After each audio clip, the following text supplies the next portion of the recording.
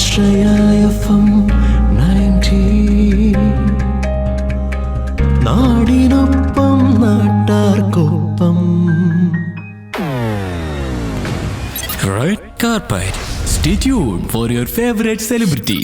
Hi, hello, very good evening and welcome to Onam special interview on Aspraya FM 90 നാടിനൊപ്പം നാട്ടാർക്കൊപ്പം. കൂടെയുള്ളത് RJ അനൂഷയാണ് കേട്ടോ. ഇന്ന് ഒത്തിരി സന്തോഷത്തോട് കൂടിയിട്ടാണ് ഈ ഒരു പ്രോഗ്രാമിൽ ഞാൻ എത്തിച്ചേർന്നിരിക്കുന്നത്. കാരണം വേറൊന്നുമല്ല, ആ ഒരു ഓണം വൈബിൽ നമ്മളിങ്ങനെ എത്തി നിൽക്കുകയാണല്ലേ. അപ്പോൾ ഓണം വൈബ് സ്റ്റാർട്ട് ചെയ്തിട്ട് ഇന്ന് ഒരു അടിപൊളി ഗസ്റ്റുമായിട്ടാണ് ഞാൻ എത്തിച്ചേർന്നിരിക്കുന്നത്. 1991 റിലീസായ ഇരിക്കൂ MD അകത്തുണ്ട് എന്ന സിനിമയിലൂടെ കടന്നു വന്ന് പിന്നീട് ഒരുപാട് ഫൈറ്റിംഗ് രംഗങ്ങൾ നമുക്ക് സമ്മാനിച്ച് അതിലൂടെ ശ്രദ്ധേയനായി മാറിയ ഒരു പാവം ആക്ടറാണ് നമ്മളോടൊപ്പം ചേരുന്നത്. വെൽക്കം ചെയ്യാം എഴുപുന്ന ബൈജു ചേട്ടൻ. ഹായ് ചേട്ടാ, നമസ്കാരം. Welcome to the show. നമസ്കാരം. എന്തൊക്കെയുണ്ട് വിശേഷങ്ങൾ? സുഖമായിട്ടിരിക്കുന്നോ? സുഖമായിട്ടിരിക്കുന്നു. ഓണം അടിപൊളി ആഘോഷം തുടങ്ങി അനൂഷയുടെ വക ഫസ്റ്റ്. അതെ അതെ അതെ, ഞാൻ തുടക്കത്തിൽ പറഞ്ഞ പോലെ ഒരുപാട് ഫൈറ്റിംഗ് രംഗങ്ങൾ അഭിനയിച്ചിട്ടുള്ള ആക്ടേഴ്സ് ഒക്കെ റിയൽ ലൈഫിൽ പാവമാണെന്ന് കേട്ടിട്ടുണ്ട്. ചേട്ടൻ എങ്ങനെയാ, പാവമാണോ? ഇല്ല, ഞാൻ ഭയങ്കരനാ. ഞാൻ പാവമൊന്നും അല്ല. ഭയങ്കരനാണോ? ആരാണ് അങ്ങനെ പറയുന്നേ? വീട്ടുകാരാണോ പറയുന്നേ ഭയങ്കരനാണെന്ന്? ഏയ് നോ. നമ്മുടെ ജീവിതത്തിൽ ഉണ്ടാവുന്ന അനുഭവങ്ങളും തിരിച്ചുള്ള ബിഹേവിങ്ങും ഒക്കെ വല്ലേ ആൾക്കാരെ പാവവും ഭയങ്കരനും ഒക്കെ ആക്കുന്നത്. അതെ അതെ, അതാണ് ഞാനൊരു പാവം എന്ന് തന്നെ പറയാം. ഞാൻ പൊതുവേ കേട്ടിട്ടുള്ളത് എഴുപുന്ന ബൈജുചേട്ടൻ ഭയങ്കര പാവമായിട്ടുള്ള ഒരു ആക്ടറാണെന്നാണ്. കാണുന്ന പോലെയൊന്നും അല്ല, കാണുമ്പോൾ ശരിക്കും കറക്റ്റ് ഒരു വില്ലന്റെ ഒരു ലുക്കൊക്കെ ആണെങ്കിലും റിയൽ ലൈഫിൽ പഞ്ചപാവാന്നാണ് ഞാൻ കേട്ടിട്ടുള്ളത്. സീരീസിൽ അങ്ങനെ തന്നെയാണല്ലേ?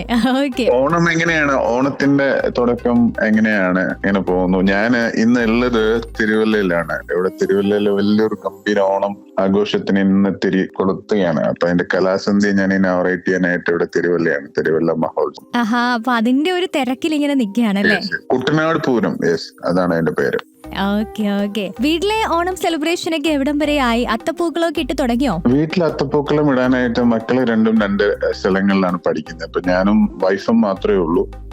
അപ്പൊ മക്കൾ ഇനി വരിക എന്നുള്ളത് എനിക്ക് തോന്നുന്നു ഓണം തിരുവോണത്തിന് എത്തും എന്നാണ് എനിക്ക് തോന്നുന്നത്. പക്ഷെ കഴിഞ്ഞ വർഷം ഒരുമിച്ച് ഞങ്ങൾ ഉണ്ടായിരുന്നു ഓണത്തിന്, 4 പേരും ഉണ്ടായിരുന്നു. പിന്നെ കഴിഞ്ഞ വർഷത്തെ ഓണത്തിന്റെ പ്രത്യേകത എന്റെ മോളുടെ കല്യാണം കൂടെ കഴിഞ്ഞ ഫസ്റ്റ് ഓണമായിരുന്നു. അതെ. ഈ പ്രാവശ്യം എങ്ങനെയാണ് എന്നുള്ളൊരു ഐഡിയ എനിക്കില്ല. എന്തായാലും മോള് പഠിക്കുന്ന ബാംഗ്ലൂരാണ്. അപ്പൊ ചിലപ്പോ ബാംഗ്ലൂരായിരിക്കും ചിലപ്പോ ഓണം സെലിബ്രേറ്റ് ചെയ്യുന്നത്. അപ്പൊ അതിന് വേണ്ടിയിട്ടുള്ള ഒരു വെയിറ്റിംഗ് ആണല്ലേ, സെലിബ്രേഷന് വേണ്ടിയിട്ടുള്ള വെയിറ്റിംഗ് ഫോർ ദാറ്റ്. ഓണത്തിന് വേണ്ടിയിട്ട് വെയിറ്റിംഗ്. നമ്മൾ ഓരോ ഓണം കഴിഞ്ഞാലും ഒരു വർഷം വെയിറ്റ് ചെയ്യും. കാരണം ഓണം എന്ന് പറയുന്നത് അങ്ങനെ ഒരു വെയിറ്റ് ചെയ്യുന്ന നമ്മള് ചില കാര്യങ്ങളേ ഉള്ളൂ നമ്മുടെ ജീവിതത്തില്, അല്ലേ? ചില മുഹൂർത്തങ്ങൾ. അതില് മലയാളികളെ സംബന്ധിച്ച് ഏറ്റവും കൂടുതൽ പ്രധാനപ്പെട്ട ദിവസം തന്നെയാണ് ഓണം. എവിടെയാണെങ്കിലും ഓണം. നമ്മുടെ ഇവിടെ കേരളത്തില് പുറത്തുള്ള മലയാളികൾ എനിക്കൊന്ന് ഡിസംബർ എത്തണ വരെ അവര് ഓണം സെലിബ്രേറ്റ് ചെയ്യും. ഓരോ ആഘോഷങ്ങളൊക്കെ നടക്കുന്ന അങ്ങനെ പുറത്തുള്ള സ്ഥലങ്ങളിലൊക്കെ. അപ്പൊ എല്ലാവരും ഓണം സെലിബ്രേറ്റ് ചെയ്യും. ലോകത്തുള്ള എല്ലാ മലയാളികളും അവരെല്ലാ സ്ഥലത്തും സെലിബ്രേറ്റ് ചെയ്യാറുണ്ട്. അപ്പൊ ചേട്ടന്റെ ഫസ്റ്റ് മൂവി എന്ന് പറയുന്നത്, അതായത് ആദ്യമായിട്ട് മുഖം കാണിച്ച ഒരു സിനിമ എന്ന് പറയുന്നത് 1991 റിലീസായ ഇരിക്കൂ MD അകത്തുണ്ട് അല്ലെ? അതിനു മുമ്പ് ഒരു സിനിമയിൽ ഞാൻ അഭിനയിച്ചിരുന്നു. അതെ, ധനുർവേദം അല്ലെ? 87 ആ സിനിമ. അത് ധനുർവേദം എന്ന് പറയുന്ന ആലപ്പി രംഗനാഥ് സാർ ഡയറക്ട് ചെയ്ത സിനിമ 88. അതാണ് എന്റെ ഫസ്റ്റ് മൂവി. അത് പക്ഷെ അത് ഒരു പാതി വെച്ച് നിന്നു എന്ന് തന്നെ പറയാം. അതിനകത്ത് നമ്മുടെ ഹീറോ എന്ന് പറയുന്നത് ഗണേശനായിരുന്നു, പിന്നെ ശാന്തി കൃഷ്ണയായിരുന്നു ഹീറോയിൻ. അപ്പൊ അതാണ് ഫസ്റ്റ് സിനിമ. ഞാൻ കോളേജിൽ പഠിക്കുന്ന സമയത്ത് ഇങ്ങനെ ചാൻസ് ചോദിച്ചു നമ്മൾ നടക്കുമല്ലോ, അങ്ങനെ പോയിട്ട് ഫസ്റ്റ് കണ്ട ഒരു ഇതാണ് പുള്ളിക്കാരൻ ആലപ്പി രംഗനാഥ് സാറ്. അപ്പൊ പുള്ളിയുടെ സിനിമയിലാണ് ഫസ്റ്റ് വന്നത്. അത് പല കാരണങ്ങൾ കൊണ്ട് അത് തടസ്സപ്പെട്ടു അല്ലേ? അതെനിക്ക് തോന്നുന്നു പാതി വെച്ചിട്ട്, ഷൂട്ടിന്റെ ഒരു പാതി വെച്ച് അത് പടം നിർത്തിവെച്ചു. അതിന്റെ കുറച്ച് സങ്കടങ്ങൾ അങ്ങനെ കൊണ്ടുവരുന്നു. അങ്ങനെ പിന്നെയും പഠിത്തവും പരിപാടികളായിട്ട് പോയി. അതിനുശേഷമാണ് വിശ്വംബരം സാറിന്റെ ഇരിക്കൂ MD അകത്തുണ്ടെന്നുള്ള സിനിമയിൽ അഭിനയിക്കുന്നത്. അത് ഫൈറ്റ് സീൻ തന്നെയാണ്. ഫസ്റ്റ് ഓപ്പണിംഗ് ഷൂട്ടിന് ഫൈറ്റ് ആണ് സിദ്ദിഖായിട്ട്. ഫൈറ്റാണ്, ഇടിച്ചാണ് തുടങ്ങുന്നത്. സിദ്ദിഖിനെ ഓട്ടോയിൽ നിന്ന് പിടിച്ചിറക്കിയിട്ട് അടിക്കുന്നതാണ്. അതൊരു എന്താ ക്യാരക്ടറിന്റെ പേര് മനു എന്ന് പറഞ്ഞിട്ട് ഒരു കോളേജിലെ നേതാവായിട്ടാണ്. റോഡ് ബ്ലോക്ക് ചെയ്തിട്ട് അതാണ് ഫസ്റ്റ് സീൻ തന്നെ ഫൈറ്റ് ആണ്. എന്തായിരുന്നു ആ ഒരു എക്സ്പീരിയൻസ് ആദ്യമേ തന്നെ ഇടിച്ചങ്ങ് തുടങ്ങുമ്പോ? സിദ്ദിഖ് എന്നും ഭയങ്കര തിരക്കുള്ള ആക്ടറാണ്. പക്ഷെ സിദ്ദിഖ് ഞാൻ ആ ഫൈറ്റ് സീക്വൻസിൽ അല്ലാണ്ട് വേറൊരു സിനിമയില്, ആ സിനിമയുടെ പേര് വിജിത്തമ്പി സാറിന്റെ ഒരു സിനിമയില് റിയൽ ആയിട്ടൊരു അടി കൊടുത്തു രാത്രി. അടി കൊടുത്തു, പുള്ളിക്കാരന് ഒറിജിനൽ അടി കിട്ടി. അതായത് ടൈമിംഗ് വ്യത്യാസപ്പെട്ടതാ. അന്ന് തന്നെ വിജിത്തമ്പി സാറെ ഇറക്കി വിട്ടു ലൊക്കേഷനിൽ നിന്ന്. ഞാന് നമ്മുടെ തോപ്പുംപടി പാലം, അനീഷ പോയിട്ടുണ്ടാവും, നമ്മുടെ തോപ്പുംപടി പാലം കൊച്ചിയിലോട്ട് പോകുന്ന പാലത്തെ കൂടെ സഞ്ചരിക്കാത്ത ആരും ഉണ്ടാവില്ല. ആ പാലത്തിലൂടെ ഞാൻ 2 മണിക്ക് കരഞ്ഞുകൊണ്ട് നടന്നു പോയിട്ട് തോപ്പുംപടിയിൽ നിന്ന് ഒരുപാട് നേരം നിന്ന ഒരു ബസ് കയറിപ്പോയി. നമ്മൾ അറിയാതെയൊക്കെ കൊള്ളൂല്ലേ, നമ്മൾ അങ്ങോട്ടും ഇങ്ങോട്ടൊക്കെ കൊള്ളു ഒരുപാട്. അങ്ങനെ പറയാനാണെങ്കിൽ ഫൈറ്റിനെ കുറിച്ച് പറയാനാണെങ്കിൽ ഒരുപാട് കാര്യങ്ങൾ പറയാനുണ്ട്. പക്ഷെ നമ്മൾ ഈ ഫൈറ്റിനെ കുറിച്ച് പറയുന്നതല്ലല്ലോ, ആഘോഷങ്ങളെ കുറിച്ചും ഹാപ്പിനെസിനെ കുറിച്ചും നമുക്ക് സന്തോഷിക്കലാണ് പ്രേക്ഷകർക്കും ഈ കേൾക്കുന്ന നമ്മുടെ റേഡിയോയിലെ ശ്രോതാക്കൾക്കും കൂടുതൽ ഇഷ്ടം എന്ന് തോന്നണം അല്ലെ? ചേട്ടനെ സംബന്ധിച്ച് പറയുകയാണെങ്കിൽ ഒരു ഫൈറ്റ് ആക്ടർ ആയതുകൊണ്ട് തന്നെ ചേട്ടൻ ചെയ്തതിൽ വെച്ചിട്ട് ഏറ്റവും അപകടകരമായിട്ടുള്ള ഒരു ഫൈറ്റ് സീൻ ഏതായിരിക്കും പെട്ടെന്ന് മനസ്സിലേക്ക് വരിക? വെള്ളി നക്ഷത്രം പൃഥ്വിരാജായിട്ടുള്ള ഫൈറ്റ്, വിനയ് സാറിന്റെ പടത്തിനകത്ത് ഒരു പാലത്തിന്റെ താഴെ മേളിൽ നിന്ന് താഴത്തോട്ട് വീണു. അയ്യോ, ചേട്ടൻ വീണോ? അതെ, അത് രാജുവിന്റെ ടൈമിംഗ് തെറ്റിന്ന് ഞാൻ ഒരിക്കലും പറയില്ല. എന്നൊക്കെ ഓപ്പോസിറ്റ് നിൽക്കുന്ന ആർട്ടിസ്റ്റുകളിലെ അവരുടെ ടൈമിംഗ് തെറ്റിയാലും ഞാൻ എന്റെ ടൈമിംഗ് തെറ്റിന്ന് തന്നെ പറയുള്ളൂ.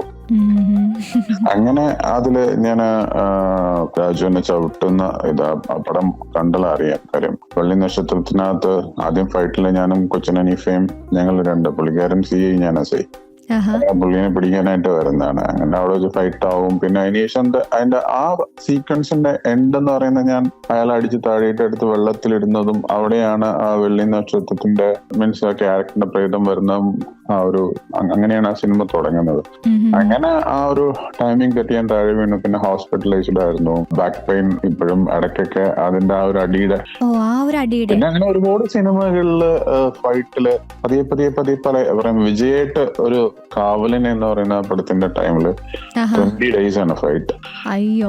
അപ്പൊ അങ്ങനെ പറയുകയാണെങ്കിൽ എല്ലാ സിനിമകളിലും എനിക്ക് തോന്നുന്നു ഞാനിപ്പോ ഏകദേശം ഒരു 300+ സിനിമകൾ അഭിനയിച്ചു. അതിലൊരു 90% സിനിമകളിലും പല സീനുകളിലും ഫൈറ്റിനും. ഇപ്പൊ പെട്ടെന്ന് ചേട്ടനോട് മറക്കാനാകാത്ത ഒരു ഫൈറ്റ് രംഗം ഏതാന്ന് ചോദിക്കുകയാണെങ്കിലും പെട്ടെന്ന് ഏതായിരിക്കും മനസ്സിലേക്ക് ഓടിയെത്തുക? മമ്മൂക്കയ്ക്കിട്ടൊരു ചവിട്ട് കിട്ടിയ ഒരു പടം ഉണ്ട്, എഴുപുന്ന തരകനകത്ത്. അത് ഭയങ്കര മാസ്റ്റർ, ത്യാഗരാജൻ മാസ്റ്റർ. പണ്ട് സിനിമയില് IV ശശി എന്നിനി എഴുതി കാണിക്കുമ്പോ കൈയടിക്കുന്ന ഒരു കാലഘട്ടം ഉണ്ട്. അതുപോലെ സംഘടനം ത്യാഗരാജൻ എന്നെഴുതി കാണിക്കുമ്പോ കൈയടിക്കുന്ന ഒരു കാലഘട്ടം ഉണ്ടായിരുന്നു സിനിമയിൽ. അങ്ങനെ ത്യാഗരാജൻ മാസ്റ്ററാണ്. എനിക്ക് തോന്നുന്നു എന്റെ ഒരു ഭാഗ്യം എന്ന് പറഞ്ഞാൽ ഇപ്പൊ ഈ 300 സിനിമ എന്ന് പറയുമ്പോ തന്നെ ഇന്ത്യയിലുള്ള ഏറ്റവും മികച്ച പ്രശസ്തരായിട്ടുള്ള ഫൈറ്റ് മാസ്റ്റർമാരുടെ കൂടെ വർക്ക് ചെയ്യാൻ പറ്റി എന്നുള്ള ഒരു വലിയ ഭാഗ്യത്തിലാണ്. അതുപോലെ ജെ വില്യംസ് എന്ന് പറഞ്ഞ സ്ഫടികത്തിന്റെ ഒക്കെ ക്യാമറാമാൻ, വില്ലേട്ടനൊക്കെയാണ് അത്രയും റിസ്ക് എടുത്ത് സംഘടന രംഗങ്ങളൊക്കെ അത്രയും റിസ്ക് എടുത്ത് ഒക്കെ ചെയ്യുന്നത്. അപ്പൊ ജെയിംസ് ബോണ്ട് എന്ന് പറഞ്ഞ സിനിമയൊക്കെ ചെയ്യുമ്പോ ഒരു ബ്രേക്ക് ഇല്ലാത്ത ടെമ്പോയില് ഇതുപോലെ എറണാകുളത്തൂടെ ഓടിച്ച് ബ്രേക്ക് പോയി. വില്ലേട്ടൻ ക്യാമറയില് ഇങ്ങനെ ഒരു ടയറിന്റെ ക്ലോസ് ഷോട്ട് എടുക്കുക.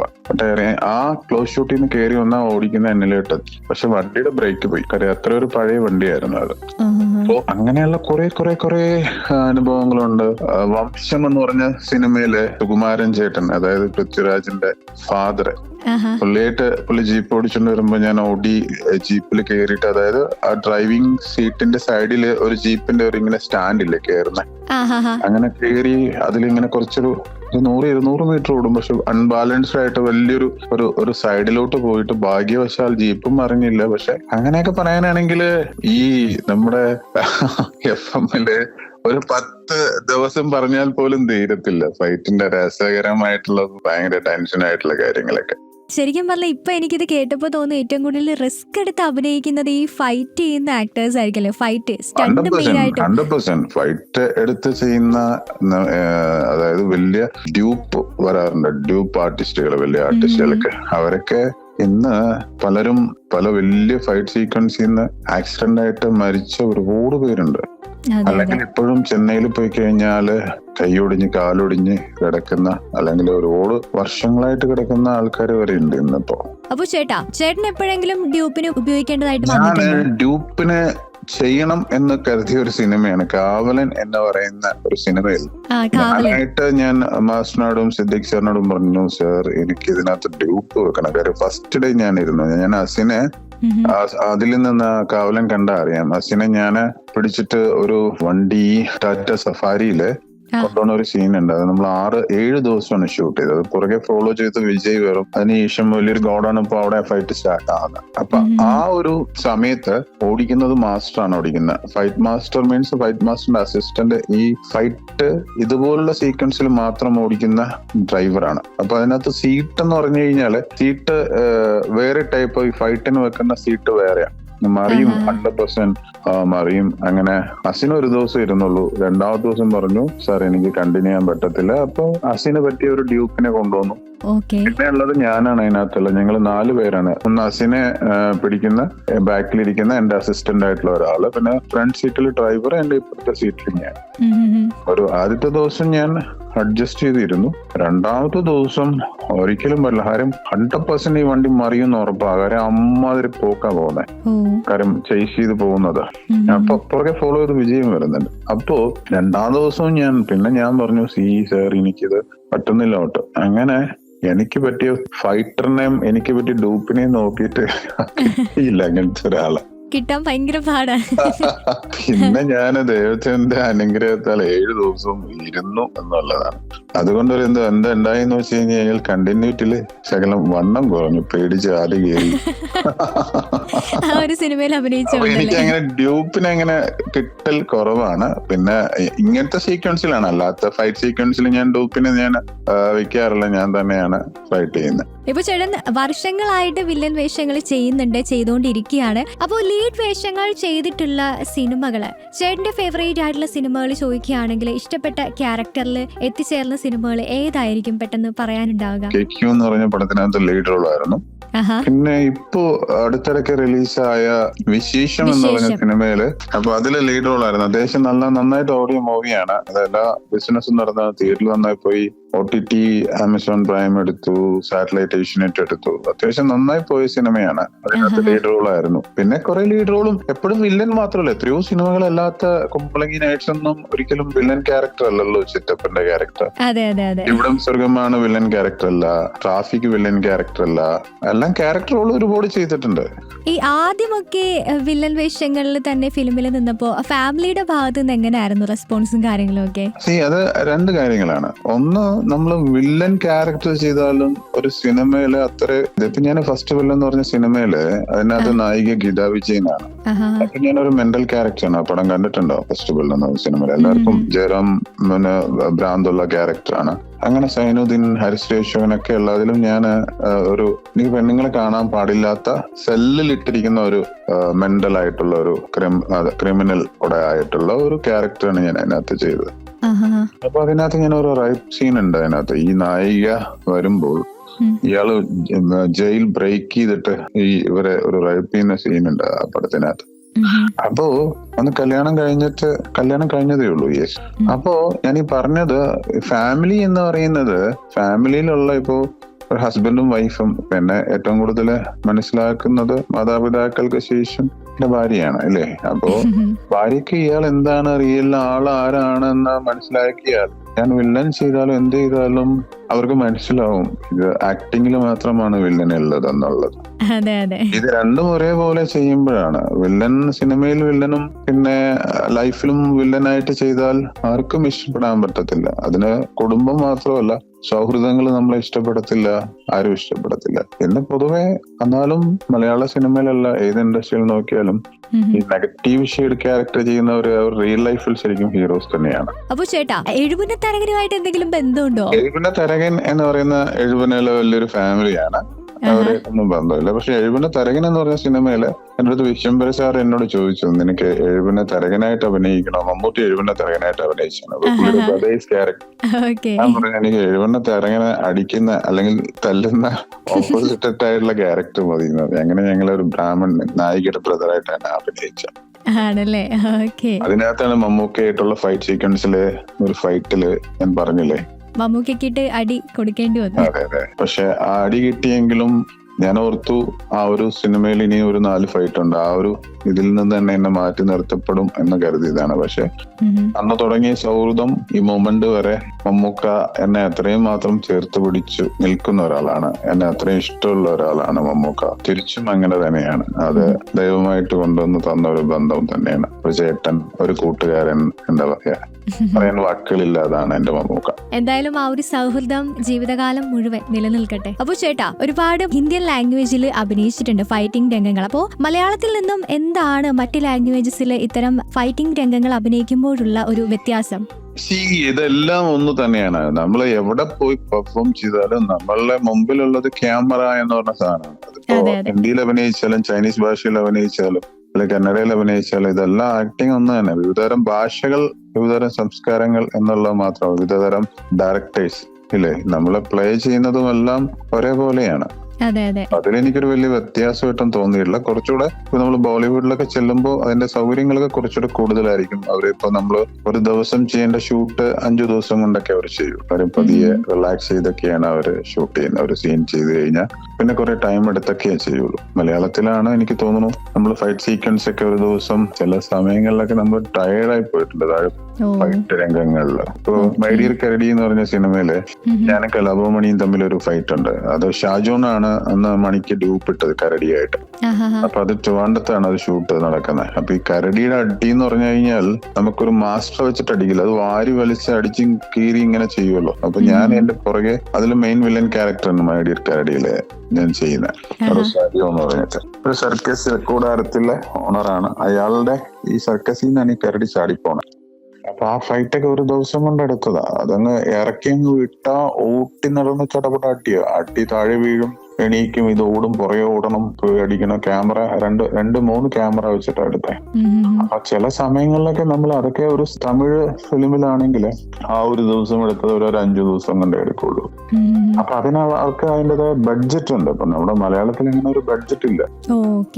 5 ദിവസം ഒരു ദിവസം എടുക്കേണ്ടത്. അത് എങ്ങനെയായാലും ഡേറ്റ് പോകുന്നതിന് മുമ്പ് ഡേ സീനാണെങ്കിൽ എടുത്ത് ഫുൾ തീർത്തേ പറ്റുള്ളൂ. അപ്പൊ അതാണ് വ്യത്യാസം. അതാണൊരു വ്യത്യാസം. ബഡ്ജറ്റ് ബേസ്ഡ് ആണല്ലേ, അതാണ് അതിന്റെ ഒരു വ്യത്യാസം ഉണ്ടാവുക. അഭിനയം കൂടാതെ തന്നെ ഡയറക്ഷനിലേക്കും ചേട്ടൻ ചുവട് വെച്ചിട്ടുണ്ടായിരുന്നു വർഷങ്ങൾക്ക് മുമ്പ്. ഞാൻ ഫസ്റ്റ് സംവിധാനം 12 വർഷം മുമ്പ് KQ എന്ന് പറഞ്ഞ സിനിമയാണ് ഫസ്റ്റ് എന്റെ ഡെബ്യൂ ഡയറക്ഷൻ. അതിനുശേഷം കുട്ടികളെ വെച്ചിട്ടൊരു സിനിമ ഞാൻ ഡയറക്ട് ചെയ്തു. അത് ഒരു ഓഫ് ബീറ്റ് ടൈപ്പ് ഓഫ് തിയേറ്ററിൽ വരുന്ന ടൈപ്പ് ഓഫ് പടം ആയിരുന്നില്ല.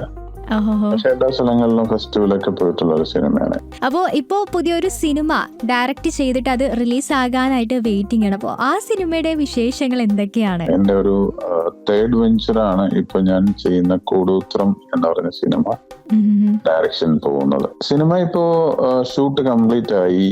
കൂടൂത്രം അടിപൊളിയായി വന്നിട്ടുണ്ട്, ദൈവം അനുഗ്രഹിച്ച് നന്നായി വന്നിട്ടുണ്ട്. ഇപ്പൊ അതിന്റെ പോസ്റ്റ് പ്രൊഡക്ഷൻ പോകുന്നു. ഗോപി സുന്ദറാണ് അതിന്റെ മ്യൂസിക്. അപ്പൊ അതിന്റെ BGM പോകുന്നുണ്ട്, SFX പോകുന്നുണ്ട്. റിലീസിംഗ് ഡേറ്റിംഗ് പ്ലാൻ ആയിട്ടില്ല. അതിനൊരു സെക്കൻഡ് പാർട്ട് കൂടെ ഉള്ളതുകൊണ്ട് വേണ്ട നമ്മളൊരു 3 ദിവസം സെക്കൻഡ് പാർട്ടിന്റെ ഷൂട്ട് നടന്നു. അപ്പൊ അതിന്റെ ഒരു ഷൂട്ട് കണ്ടിന്യൂറ്റിയും ഇതിന്റെ റിലീസും കൂടെയാണ് പ്ലാൻ ചെയ്യുന്നത്. ഒരു റിലീസിംഗ് ഡേറ്റ് അനൗൺസ് ചെയ്തില്ല. ഫസ്റ്റ് പോസ്റ്റർ നമ്മൾ മമ്മൂക്കയുടെ പേജിലൂടെ മമ്മൂക്കയാണ് അത് അനൗൺസ് ചെയ്തത്. അപ്പൊ ചേട്ടാ, കുറെ വർഷങ്ങളായിട്ട് ഇപ്പോ ഈ ഒരു സിനിമാ ഫീൽഡിൽ ഉണ്ടല്ലോ. 1988 കടന്നു വന്ന ഒരു വ്യക്തിയാണ് ബൈജു ചേട്ടൻ. ഇപ്പോ തിരിഞ്ഞു നോക്കുമ്പോൾ ആ ഒരു അഭിനയ ജീവിതത്തെ പറ്റിയിട്ട് എന്താണ് ഫീൽ ആകുന്നത്? അതിനകത്ത് ഞാൻ ഐ ആം ഹാപ്പി. കാര്യം 37 വർഷമായിട്ടും എനിക്ക് ഈ ഇപ്പൊ ഇരിക്കും MD അകത്തുണ്ട് എന്നുള്ള സിനിമ 91-ലാണ്. അപ്പൊ 91 മുതൽ 2025 വരെ എനിക്ക് ഒരു വർഷം പോലും സിനിമ എന്ന് പറഞ്ഞൊരു പ്ലാറ്റ്ഫോമിൽ നിന്ന് എനിക്ക് മാറി നിൽക്കേണ്ടി വന്നിട്ടില്ല, അല്ലെങ്കിൽ മാറ്റി നിർത്തപ്പെട്ടിട്ടില്ല എന്നുള്ളത് വലിയൊരു ഹാപ്പി മൊമെന്റ് ആയിട്ട്, അല്ലെങ്കിൽ ദൈവം തന്ന ഏറ്റവും വലിയൊരു അനുഗ്രഹമായിട്ട് കാണുകയാണ്. എത്രയോ പേര് സിനിമയിൽ വന്നു, ഒരു 5 വർഷം നിന്നു, അവർ ഫീൽഡ് ഔട്ട് ആയി, അല്ലെങ്കിൽ അവർ അവരുടേതായ കാര്യങ്ങൾക്ക് പുറത്തുപോയി, വേറെ ബിസിനസ്സിൽ പോയി,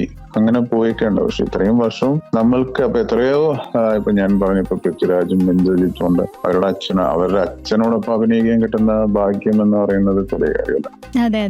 അച്ഛനോടും അഭിനയിക്കാൻ പറ്റി, മക്കളോടൊപ്പം അഭിനയിക്കാൻ പറ്റി. തിക്കരശി സാറ്, ശങ്കരാടി ചേട്ടൻ, അതുപോലെ MG സോമൻ ചേട്ടൻ, അങ്ങനെ ഒരുപാട് പേരോടൊപ്പം എനിക്ക് അഭിനയിക്കാൻ പറ്റി എന്നുള്ള ഒരു വലിയ ഭാഗ്യം തന്നെ. ഇപ്പോഴും ഇവരോടൊപ്പങ്ങളിലൊക്കെ അഭിനയിച്ചുകൊണ്ടിരിക്കുന്ന ഒരു ഭാഗ്യം തന്നെയാണ്. അപ്പൊ എന്നെ സംബന്ധിച്ച് കരിയറിൽ ഒരു ടേക്ക് ഓഫ് എന്ന് പറഞ്ഞൊരു ഒരു പൊസിഷൻ, ഒരു ഹൈ ടേക്ക് ഓഫിലോട്ട് പോയിട്ടില്ല, എന്നാൽ തീരെ താഴെയും പോയിട്ടില്ല. ഇങ്ങനെ നമ്മൾ ഇങ്ങനെ ഓടിക്കൊണ്ടേയിരിക്കുന്നു.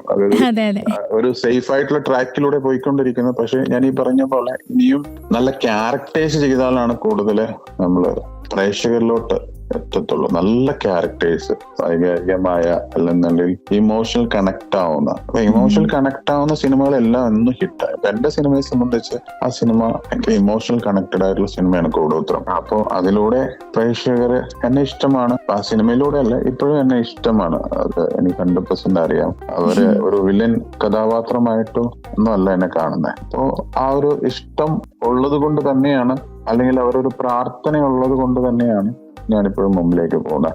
അതിലൊരു നെഗറ്റീവ് ഒരാളുടെ ചിന്തയിൽ ഉണ്ടായിരുന്നെങ്കിൽ എനിക്ക് മുമ്പിലേക്ക് പോകാൻ പറ്റത്തില്ല. ശരിയല്ലേ? ശരിയാണ്. അപ്പൊ എന്തായാലും നമുക്ക് ഓണം വിശേഷങ്ങളിലേക്ക് വരാം. ചേട്ടന്റെ മറക്കാനാകാത്ത ഓർമ്മയിൽ നിന്നും തങ്ങി നിൽക്കുന്ന ഒരു ഓണം സെലിബ്രേഷൻ ചോദിക്കുകയാണെങ്കിൽ പെട്ടെന്ന് എന്തായിരിക്കും മനസ്സിലേക്ക് വരിക? ഓണം സെലിബ്രേഷൻ എല്ലാ വർഷവും എന്റെ മീൻസ് ഞാൻ പ്രീ ഡിഗ്രിക്ക് മുതല് സിനിമയിൽ അഭിനയിച്ചു തുടങ്ങിയ സമയം മുതല് എല്ലാ ഓണാഘോഷങ്ങളും നമ്മുടെ നാട്ടിലാണെങ്കിലും ഒരുപാട് ക്ലബ്ബുകളിലെ ഓണാഘോഷങ്ങളുണ്ട്. പണ്ട് മുതല് ഒരു ക്ലബ്ബുകളാണ് ഓണാഘോഷം ഏറ്റവും അടിപൊളിയാക്കി കൊണ്ടുപോകുന്നത്. അപ്പോഴും ഇപ്പോഴും കുറച്ച് കുറവാണ്. പക്ഷെ എന്നാൽ പോലും ഫുട്ബോൾ മത്സരം, കബഡി മത്സരം, ഇങ്ങനെയുള്ള മത്സരങ്ങൾ വെച്ച് അന്ന് വൈകിട്ട് ഓണാഘോഷമായിട്ട് ബന്ധപ്പെട്ട കലാപരിപാടികൾ, അങ്ങനെ കുറേ സ്ഥലങ്ങളിൽ ഞങ്ങളുടെ നാട്ടുപരിസരങ്ങളിലും ഒക്കെ ഒരുപാട് ഓണം ആഘോഷിച്ചിട്ടുണ്ട്. അതെങ്ങനെ ഏറ്റവും ബെസ്റ്റില് ഒരു ഓണം എന്ന് പറയാൻ പറ്റത്തില്ല. എന്നെ സംബന്ധിച്ച് എല്ലാ ഓണത്തിനും പല സ്ഥലങ്ങളില് പല കൂട്ടുകാരോടൊപ്പം ഉള്ള സെലിബ്രേഷനാണ്. കുടുംബത്തിലെ കൂടുതലും ഓണം എന്ന് പറയുന്ന ഓരോ പ്രാവശ്യം ഞങ്ങൾ എല്ലാ ഫാമിലി ആയിട്ട് ഒരുമിച്ച് എന്റെ വീട്ടില് ഞാൻ വീട് വെച്ചതിന് ശേഷം എല്ലാവരെയും വിളിച്ചിട്ടൊരു ഓണാഘോഷം നടത്തിയാറ്. അന്ന് എല്ലാവരും സെറ്റ് മുണ്ടും അങ്ങനെയൊക്കെ ഉടുപ്പിച്ച് അങ്ങനെ വന്നു. ഞങ്ങളൊരു ക്രിസ്ത്യൻ ഫാമിലിയാണ്. അപ്പോ അത് ഞങ്ങൾക്ക് വലിയൊരു ഇതായിരുന്നു, അങ്ങനെ അനുഭവമായിരുന്നു. ഈ വർഷം ഓണത്തിനും ഒരുപാട് ക്ലബിൽ നിന്ന് ഒരുപാട് സ്ഥലങ്ങളിൽ നിന്ന് വെളി വന്നിട്ടുണ്ട്. പക്ഷെ എല്ലാവർക്കും എത്താൻ പറ്റത്തില്ല. എങ്കിലും ചില സ്ഥലങ്ങളിൽ ഓണം അവരോടൊപ്പം ആഘോഷിക്കുന്നുണ്ട്. ഓക്കെ, അപ്പൊ നമ്മുടെ റേഡിയോ കേൾക്കുന്ന ലിസണേഴ്സിനോട് എന്താണ് പറയാനുള്ളത്?